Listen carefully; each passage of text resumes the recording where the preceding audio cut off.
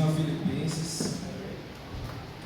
E já adiantando, o tema da aplicação hoje vai ser a necessidade de nós termos um verdadeiro conhecimento da pessoa e do ser do nosso Deus. Antes de começar, vamos fazer uma oração. Senhor Deus, nosso Pai, nós nesse momento queremos te agradecer pela presença de todos os irmãos aqui, que nesse momento, Pai, em comunhão, diante da sua palavra, nós sentimos a necessidade de o Senhor iluminar os nossos corações e as nossas mentes com o teu Espírito, Pai, para que possamos compreender todas as palavras que foram escritas nesta epístola e a aplicação que ela tem para as nossas vidas hoje, Pai, com o intuito que possamos cada dia viver de uma maneira que agrade mais ao Senhor. Em nome de Jesus, amém. Amém. Bom, a carta de Paulo aos Colossenses, ela foi escrita quando Paulo estava preso numa prisão em Roma. Paulo tinha passado por um julgamento, onde ele tinha ficado 2 anos preso em Cesareia. E aí, nesse julgamento, ele apelou para César e foi para Roma. Lá na prisão de Roma, ele escreveu mais 4 cartas, que são Efésios, Filipenses, Colossenses e Filemon. Então essas são as chamadas quatro cartas da prisão, e Colossenses está entre elas. Essa igreja, ela foi fundada no ministério de Paulo quando ele estava em Éfeso. A história está lá no capítulo 19 de Atos. Paulo tinha ficado 3 anos na cidade de Éfeso, com seu ministério, e um homem chamado Epáfras, que era da cidade de Colossos, conheceu o evangelho através de Paulo. Ele se converteu, voltou para a sua cidade natal, que era Colossenses, e lá ele funda a igreja dos Colossenses. E Colossenses tinha também 2 cidades vizinhas, aproximadamente 10 quilômetros de uma para outra, que era Hierápolis e Laodiceia. Lembra as igrejas do Apocalipse? Em Laodiceia, entre outras? Então, eram as igrejas da Ásia Menor. E aí, pouco tempo depois, não sabemos exatamente quanto tempo, surgiram falsos mestres naquela igreja que estavam se infiltrando e trazendo um ensino diferente do evangelho que aqueles irmãos tinham aprendido com Epáfras, que Epáfras tinha aprendido com Paulo. E esse ensino era uma heresia, é um ensino bem complexo, porque é uma mistura de várias ideias, é uma mistura de gnosticismo, é uma mistura de uma filosofia grega da época, era uma mistura de judaísmo e cristianismo. De uma forma resumida, o gnosticismo é uma crença de que o mundo espiritual ele não se mistura com o mundo físico. Então eles consideram que o mundo espiritual é superior à matéria. A matéria é tudo que a gente pode tocar, nosso corpo, tudo é matéria. Então eles acreditavam que por Deus ser espírito, não foi Deus que criou todas as coisas, e sim os espíritos que eles chamam de espíritos elementares ou entidades ou anjos. E eles diziam que Jesus, na verdade, era só mais uma dessas entidades, e na verdade que Jesus era inferior pelo fato de ele ter se tornado um homem. Então um espírito que virou carne seria inferior. Então eles diziam que aquilo que os apóstolos tinham aprendido, na verdade, era só o início de uma revelação, mas que agora esses falsos mestres, eles tinham uma nova revelação, que é a revelação verdadeira, e que para uma pessoa ser salva, ela precisava ter acesso a um conhecimento secreto, e isso só conseguia cultuando esses anjos, essas entidades, para poder ter esse conhecimento. Não é muito diferente do que a gente vê hoje, né? Hoje a gente vê de mestre dizendo que tem uma nova revelação, a última revelação de Deus. E fora isso, tinha a filosofia de que esse mundo físico que nós vivemos, na verdade, é um reflexo do verdadeiro mundo espiritual, que é o mundo perfeito. Se não bastasse esse balai de gato, né, na linguagem baiana, ainda tinha os judaizantes, que diziam que, além disso, as pessoas tinham que guardar todos os mandamentos da lei de Moisés. Tinha que guardar o sábado, tinha que fazer circuncisão, tinha que guardar todas aquelas festas que Moisés instituiu lá no Velho Testamento. E esses homens, eles também se diziam cristãos, porque eles não deixavam de acreditar em Jesus Cristo. Então era essa mistura que estava se infiltrando lá na igreja de Colossos. Então Epáfras, diante dessa heresia, ele não se sentiu capaz de combatê-la. Então o que ele faz? Ele viaja para Roma, onde Paulo estava preso, para pedir ajuda a Paulo, né? Para combater essa heresia. Então é nesse contexto que Paulo escreve a carta aos Colossenses. Paulo, nessa carta, ele vai combater o falso ensino desses mestres. E a forma que Paulo combate esses mestres é exaltando a pessoa de Cristo. Ele vai dizer que Cristo ele é antes de todas as coisas, que o mundo foi formado por ele, para ele, e que todos os espíritos, os anjos, os demônios, todos estão sujeitos a Cristo, porque tudo foi feito para ele e ele é o Senhor do universo. Essa é a forma que Paulo vai combater. Por isso essa carta de todo o Novo Testamento, essa é a carta que mais fala da pessoa de Jesus, da suficiência da obra de Cristo. É a carta que mais tem Jesus no centro. Espero que a gente estudando possamos ter cada vez mais uma ideia melhor de quem é o nosso Senhor Salvador. Então, começando aqui no capítulo 1, no capítulo 1, Paulo vai se apresentar, vai fazer a saudação. Dos versículos 3 a 14, ele vai fazer uma ação de graças, ele vai contar a oração dele por aqueles irmãos em Colossos. Do versículo 15 até o 29, ele vai fazer tipo uma espécie de hino espiritual exaltando a pessoa de Cristo.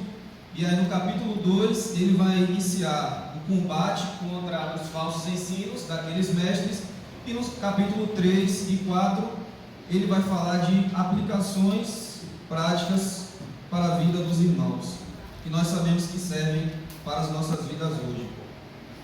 No capítulo 1 diz, versículo 1: Paulo, apóstolo de Cristo Jesus, por vontade de Deus, e o irmão Timóteo, aos santos e fiéis irmãos em Cristo que se encontram em Colossos, graça e paz a vós outros da parte de Deus, nosso Pai. O início da carta de Paulo é costumeira, como todas as outras epístolas, que inclusive eram escritas naquela época. Começa primeiro pelo nome da pessoa que escreveu e logo depois o destinatário, as pessoas que estavam recebendo. Então Paulo ele se apresenta como apóstolo de Cristo. Apóstolo significa enviado ou comissionado. Jesus, ao longo do seu ministério, ele chamou 12 homens para estabelecer sua igreja e para estabelecer as doutrinas da igreja. E Paulo era um apóstolo separado de Cristo. Em outro tempo, Jesus apareceu para Paulo e o chamou para ser o evangelho, o seu apóstolo separado. E Paulo ele se apresenta como apóstolo porque um apóstolo ele tem autoridade. Aquilo que um apóstolo fala é a mesma coisa de que Jesus estivesse falando e deveria ser levado em conta a obediência.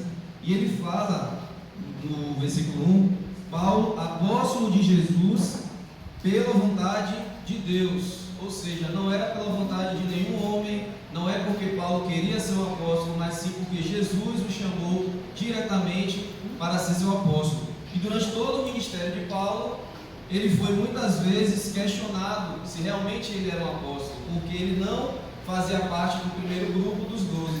Então a gente sempre vai ver Paulo falando que ele é apóstolo de Cristo. Muitas vezes vai falar não pela vontade de homens, mas pela vontade de Deus. E o irmão Timóteo, que era o seu companheiro nas suas viagens e no evangelismo. E agora os destinatários, no versículo 2, aos santos e fiéis irmãos em Cristo que se encontram em Colossos. Fiéis irmãos em Cristo que se reúnem em Colossos. A partir do momento que uma igreja se estabelece, ela ganha 2 endereços, né? A gente tem aqui o endereço, os irmãos tinham o endereço de Colossos aqui na terra e o endereço lá no céu, né? Com Cristo. Da mesma forma, aqui a igreja tem o endereço aqui na terra, então Massari, e tem o endereço nos céus em Cristo. Graça e paz a vós outros, da parte de Deus nosso Pai, a saudação costumeira entre eles. E agora, no versículo 3 a 8, Paulo vai fazer uma ação de graças. Aqui é a oração de Paulo. Do 3 ao 14 é toda a oração de Paulo por aqueles irmãos. Mas primeiro ele começa essa oração agradecendo a Deus pelos colossenses, porque Epáfras levou essa notícia do problema que estava acontecendo, mas também Epáfras levou boas notícias daquela igreja, que aquela igreja era uma igreja que tinha fé, que tinha uma esperança, e eram irmãos que amavam uns aos outros. Então Paulo primeiro ele começa pelos agradecimentos. E aí já fica até uma aplicação para nós, né? Muitas vezes nós vamos orar e a gente já começa, a gente está tão afoito para falar os nossos pedidos para Deus, que muitas vezes nós já começamos pelos pedidos e esquecemos de agradecer. E Deus ele realmente quer ouvir nossos pedidos, mas Ele se agrada muito mais que nós primeiro reconheçamos tudo que Ele faz por nós. Versículo 3: damos sempre graças a Deus, Pai de nosso Senhor Jesus Cristo, quando oramos por vós. Veja bem, Paulo diz que ele sempre dá graças a Deus por aqueles irmãos. Paulo, ele nunca tinha ido na igreja de Colossos, mas Paulo está dizendo que todo dia ele orava por aquela igreja, todo dia, toda hora. E às vezes eu pergunto, a gente muitas vezes não ora nem pelo local onde a gente congrega, às vezes a gente esquece de estar orando pela onde a gente frequenta, mas Paulo está dizendo que ele orava por aquela igreja. Ele não conhecia os irmãos daquela igreja, mas ele orava todos os dias por aquela igreja. Versículo 4, ele diz que ora por aquela igreja desde que ouvimos da vossa fé, sublinhar esse fé, em Cristo Jesus, e do amor que tendes para com todos os santos, por causa da esperança que vos está preservada nos céus, da qual antes ouviste pela palavra da verdade do Evangelho. Então Paulo enfatiza aqui 3 virtudes que aqueles irmãos tinham, que era fé, amor e esperança. E essas são as virtudes mais importantes. Uma igreja verdadeira, ela tem que ter essas 3 virtudes. São as virtudes que mostram que uma igreja realmente madura, uma igreja que tem fé, ela tem uma verdadeira convicção em Deus, em Cristo Jesus, nas suas promessas. Ela tem amor. O verdadeiro cristão, ele ama a Deus, ele ama o seu próximo, e uma esperança, a esperança da promessa que está reservada nos céus. E no Novo Testamento, a palavra esperança, ela tem uma conotação diferente do que tem para a gente, porque a palavra esperança a gente fala, eu espero que alguém que está doente possa melhorar, eu tenho esperança que eu vou conseguir um emprego melhor. Só que você espera algo que não é certo, você tem uma esperança, mas a palavra esperança no Novo Testamento é uma coisa que você espera que é certo que vai acontecer. Então a nossa esperança em Cristo Jesus, ela é certa. E todo crente verdadeiro, ele vive esperançoso na volta de Cristo, quando Cristo retornar, fazer nova todas as coisas, novos céus, nova terra, onde habita a justiça, onde não vai haver mais o pecado, onde poderemos reinar eternamente com o Senhor, num corpo glorioso, né? Então, uma igreja, ela vive nessa esperança, e quando nós vivemos nessa esperança, nós nos desapegamos mais desse mundo, né? Das coisas que às vezes parecem ser atraentes, que tanto tinham a nossa atenção realmente, para as coisas espirituais, as coisas do reino de Deus. São as 3 virtudes que aquela igreja tem. Então Paulo considera aquela igreja uma igreja verdadeira, uma igreja fiel. E essas virtudes eles têm desde que ouviram, no final do versículo 5, pela palavra da verdade do Evangelho. O Evangelho sempre vai ser referido como a palavra da verdade. Não existe outro ensinamento do mundo que seja a verdade. A verdade é única e absoluta, que Deus criou todas as coisas, que Jesus Cristo é o nosso único Senhor e Salvador, e só através dele nós podemos ter a salvação, perdão dos nossos pecados e vida eterna. E esse Evangelho, no versículo 6, ele diz: que chegou até vós, como também em todo o mundo está produzindo fruto e crescendo. Tal acontece entre vós desde o dia em que ouvistes e entendestes a graça de Deus na verdade. Paulo diz que esse evangelho crescia entre os colossenses e entrou em todo mundo. Esse todo mundo aqui é um exagero, não quer dizer que o evangelho já tinha chegado por todos os lugares habitáveis do mundo. Até porque Paulo ele tinha o objetivo de ir para a Espanha, o evangelho ainda não tinha chegado lá na Espanha. Significa que o evangelho já tinha chegado em todas as regiões que eram dominadas pelo Império Romano. E o evangelho é assim, onde o evangelho é pregado, principalmente naquele tempo, o evangelho se expandiu muito rápido. Paulo pregava em um lugar, pessoas se convertiam, essas pessoas levavam o evangelho para outras cidades e iam se espalhando. E naquele tempo tinha muito menos materiais à disposição do que a gente tem hoje, né? Hoje a gente tem carro, hoje a gente tem transporte, hoje a gente tem tudo, e o evangelho hoje em dia não se espalha como naquela época, na verdade. E Paulo tem uma ordem, né, assim, para o evangelho frutificar. No versículo 6, no final, né, na parte B do versículo 6, esse evangelho ele frutifica desde o dia em que ouvistes. Ou seja, o primeiro passo para o evangelho causar fruto é o ouvir. Nós primeiro ouvimos a mensagem do evangelho e depois nós cremos. Em seguida ele fala, e entendestes a graça de Deus. Então nós primeiro ouvimos, depois nós entendemos, que é o momento que nós cremos. E ele fala aqui no versículo 7, segundo fostes instruídos por Epáfras. Ou seja, eles ouviram, eles creram e eles foram instruídos. Aí a necessidade do discipulado. Quando nós pregamos o evangelho para alguém crê, há necessidade de a gente evangelizar aquela pessoa, até que aquela pessoa cresça, que ela possa crescer mais espiritualmente, possa finalmente andar com as próprias pernas. Isso é muito importante, o discipulado. E depois disso, esse evangelho ele vai frutificar. Paulo aqui dá um crédito para Epáfras, né? Paulo chama ele nosso amado conservo, e quanto a vós outros, fiel ministro de Cristo. Dá para ver a humildade de Paulo, né? Paulo era apóstolo de Jesus, Epáfras era um discípulo de Paulo, e Paulo chama Epáfras de seu companheiro de ministério, né? Então, o fruto de tudo isso está aqui no versículo 8, o qual Epáfras nos relatou do vosso amor do Espírito. Então, o fruto está aqui no amor. No amor. E essas três virtudes que nós vemos aqui: amor, esperança e fé. Tudo isso tem que estar presente nas nossas vidas. E a maior marca do cristão, na verdade, é o amor.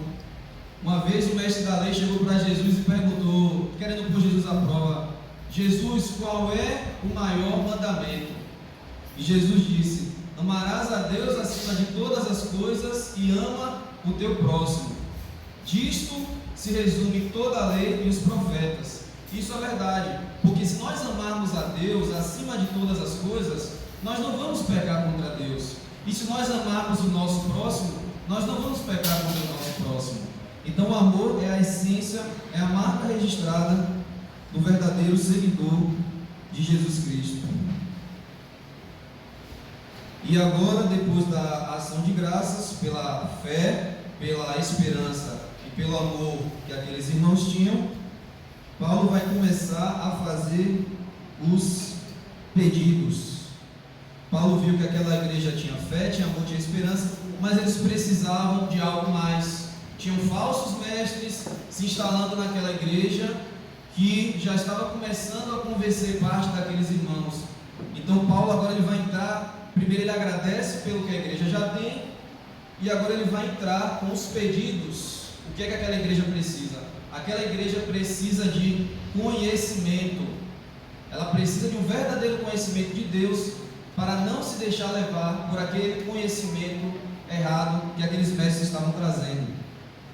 Aí no versículo 9, Paulo diz: por essa razão também nós, desde o dia em que ouvimos não cessamos de orar por vós e de pedir que transbordeis do pleno conhecimento da sua vontade em toda a sabedoria e entendimento espiritual. Paulo pede 3 coisas: pleno conhecimento, sabedoria e entendimento. São 3 palavras sinônimas, né? São bem parecidas. Então, Paulo queria que os colossenses tivessem um verdadeiro conhecimento e não aquele falso conhecimento. Às vezes a gente pode ter um conhecimento muito grande de alguma coisa, mas é um conhecimento em vão. Por exemplo, tem pessoas que sabem todos os times, né, do mundo que existe, todas as bandeiras, em que posição cada time está. A pessoa passa na rua, sabe o nome de todos os carros, modelo de motor, tamanho. É um grande conhecimento, mas é um conhecimento vazio, né? De para que serve esse conhecimento? Então, Paulo está pedindo que aqueles irmãos tivessem um verdadeiro conhecimento de Deus. E esse conhecimento ele tinha um objetivo, que está no versículo 10: a fim de viverdes de modo digno do Senhor, para o seu inteiro agrado. A necessidade de um verdadeiro conhecimento de Deus, da vontade de Deus, é para viver de uma maneira que agrada a Deus. Como é que nós vamos saber a vontade de Deus para as nossas vidas, se nós não tivermos um verdadeiro conhecimento da vontade dele para as nossas vidas? Será que nós realmente sabemos qual é a vontade de Deus para as nossas vidas, em cada área da nossa vida? Porque o conhecimento está aqui, a palavra de Deus, a revelação de Deus está aqui. E para você ter esse conhecimento, para você ter essa sabedoria, Tiago vai falar na sua epístola que, se você quer sabedoria, peça a Deus, que a todos Ele dá em abundância, mas peça com fé, nada duvidando. Então, de que maneira eu tenho essa sabedoria, esse conhecimento? Indo direto à fonte, e essa fonte está aqui, a palavra de Deus está aqui. Então eu preciso ler a Bíblia, eu preciso meditar na palavra de Deus, eu preciso orar com fé, eu preciso pedir a Deus conhecimento, discernimento. O conhecimento a gente adquire aqui, mas a gente precisa de sabedoria. A sabedoria é saber como usar o conhecimento que a gente adquire aqui, aplicado às nossas vidas. Como é que Deus quer que eu trate a minha esposa? Como é que Deus quer que eu cuide dos meus filhos? Como é que Deus quer que eu seja no meu trabalho, com o meu patrão, ou com os meus colegas de trabalho? Como é que Deus quer que eu seja na igreja, na irmandade? Será que eu estou exatamente vivendo em todas as áreas da minha vida de uma maneira digna, de uma maneira que agrada a Deus? A única maneira de eu entender isso é indo na fonte, que é a palavra de Deus, e eu pedindo esse conhecimento a Deus, e depois disso eu vou ter o entendimento, que é eu saber discernir o certo do errado, o bom do excelente, e por aí vai. E além de ter esse conhecimento para viver de modo digno do Senhor, como é que a gente vai saber se a gente está vivendo de modo digno do Senhor? A resposta está aí, na metade do versículo 10. Viver de modo digno do Senhor, para o seu inteiro agrado, frutificando em toda boa obra e crescendo no pleno conhecimento de Deus. Será que nós estamos frutificando em todas as obras das nossas vidas, em todas as áreas? Nós precisamos frutificar em toda boa obra, e dessa forma eu cresço no pleno conhecimento de Deus. Engraçado é que ele começa dizendo a palavra conhecimento, no versículo 9, que transbordeis do pleno conhecimento. Esse aqui é o conhecimento que você vai na fonte e você adquire. Depois você adquire a sabedoria, depois você adquire o entendimento, que é a experiência prática. E nesse relacionamento com Deus, de busca, de oração, meditação e entendimento, você entende Deus, você compreende quem é o Senhor. Cada vez mais você conhece o ser de Deus, porque Deus ele é pessoal, Ele é como nós, e Ele precisa ser compreendido. Em Deus habita todas as riquezas do conhecimento, da sabedoria. Às vezes a gente acaba se limitando na busca por nosso Deus, e a gente às vezes não conhece nada. A Às vezes a gente sabe só o básico, mas aqui a gente tem muita riqueza do nosso Deus. É aqui que Ele se revela. O nosso Deus, Ele é bondoso, maravilhoso, mas Ele também é misterioso. Quantas vezes a gente lê um texto e às vezes a gente não entende a profundidade realmente, mas quando nós meditamos na palavra de Deus e nós pedimos ao Senhor entendimento, Ele nos concede, e aí nós passamos a andar com Deus, caminhar com Deus, nós passamos a depender mais dEle, entender o amor dEle, entender a grandeza e tudo que Ele faz por nossas vidas, e isso é muito importante. E ele continua crescendo no pleno conhecimento de Deus, e no versículo 11, sendo fortalecidos.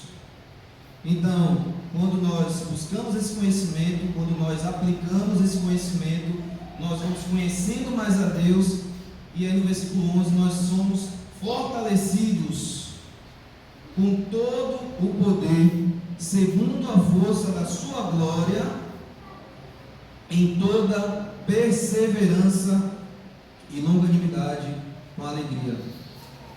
O mesmo poder que criou os céus e a terra, o mesmo poder que ressuscitou Jesus Cristo dentre os mortos, esse poder está disponível para a igreja.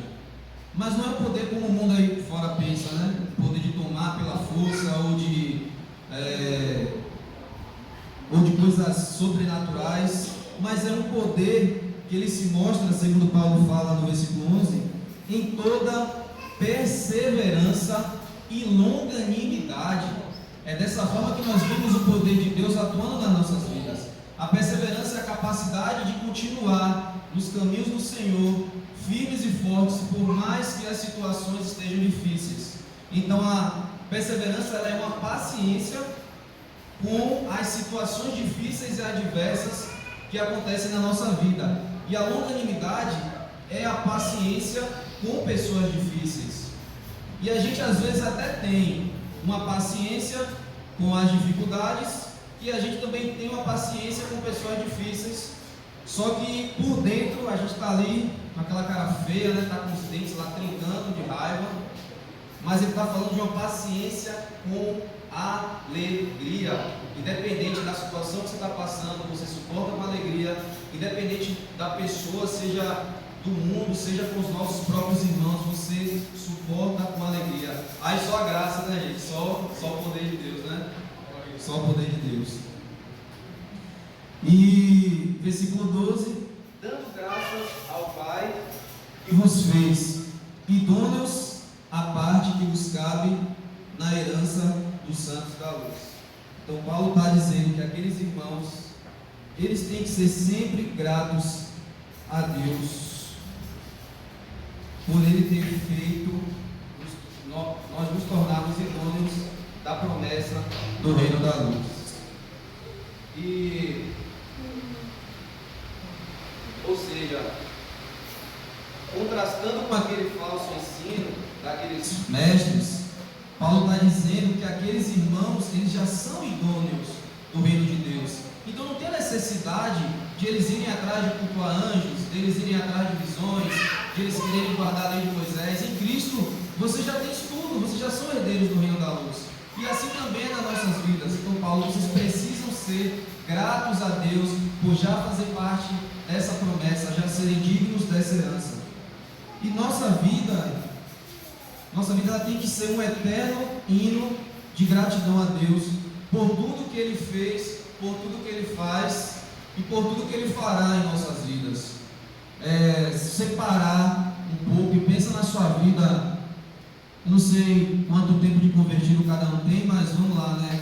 Olha um ano atrás, 2 anos, 5 anos, 10, 15, 20, 30. Tenta lembrar como era a sua vida antes de você conhecer o Senhor e como você está agora. Tenta olhar o ano passado e quem você se tornou agora, graças à graça do nosso Senhor. Devemos, irmãos, sempre ser gratos a Deus, não só pelas bênçãos materiais, as coisas que Deus nos dá, mas simplesmente, principalmente, pelas bênçãos espirituais. Nós somos dignos de uma herança que está nos céus, reservada para nós. É algo, isso deve ser o motivo da nossa existência, do nosso reconhecimento de Deus todos os dias. Esse é um grande privilégio, poder fazer parte da igreja, do Senhor.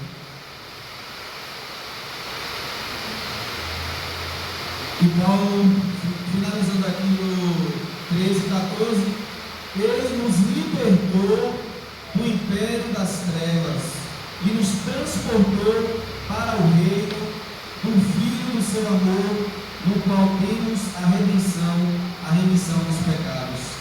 Deus havia remido aqueles irmãos do império das trevas, ou seja, existe o império das trevas, dominado por Satanás, por seus anjos rebeldes, e só existem dois caminhos: o caminho largo e o caminho estreito.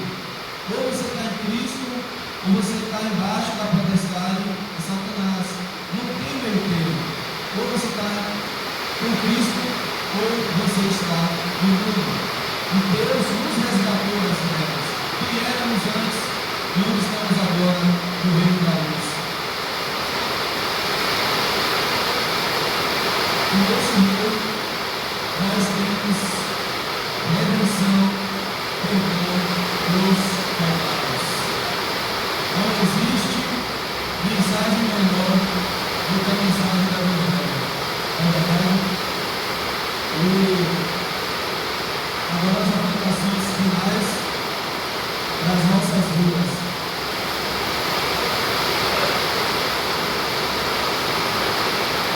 Nós aprendemos com Paulo que o meio para crescermos do que falta é através da oração.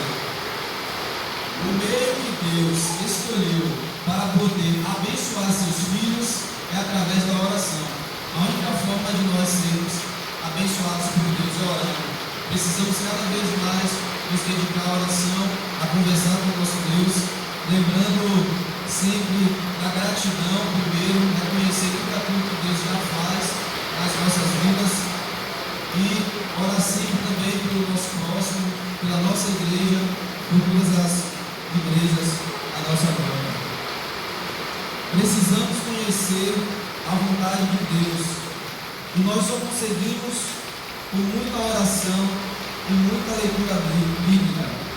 Como Paulo diz, nós precisamos transbordar.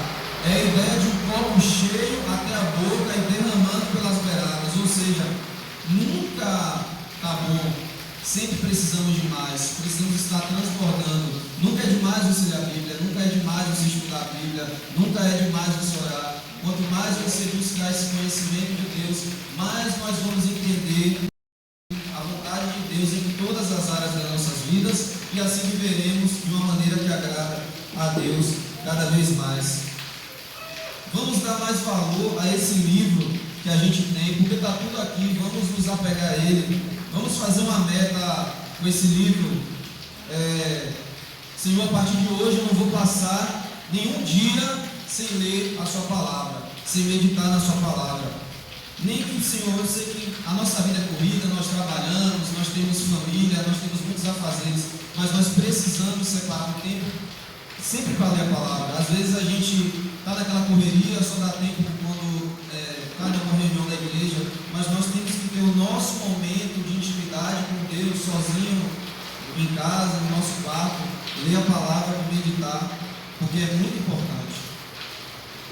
Precisamos nos fortalecer cada dia mais, temos que perseverar com alegria, confiar no Senhor e sempre ser grato a Ele em toda e qualquer circunstância.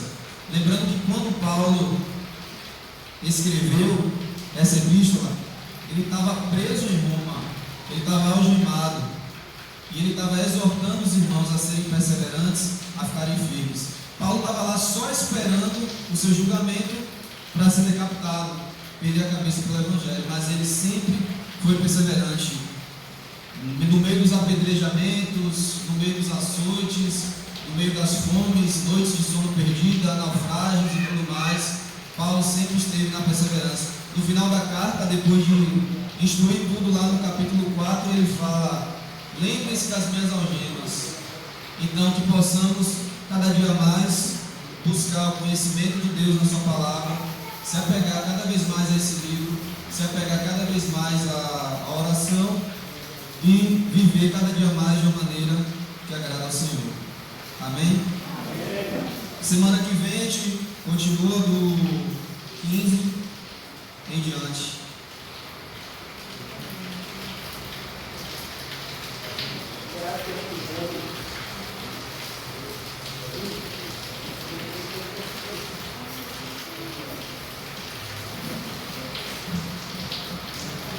Muito obrigado, meu irmão.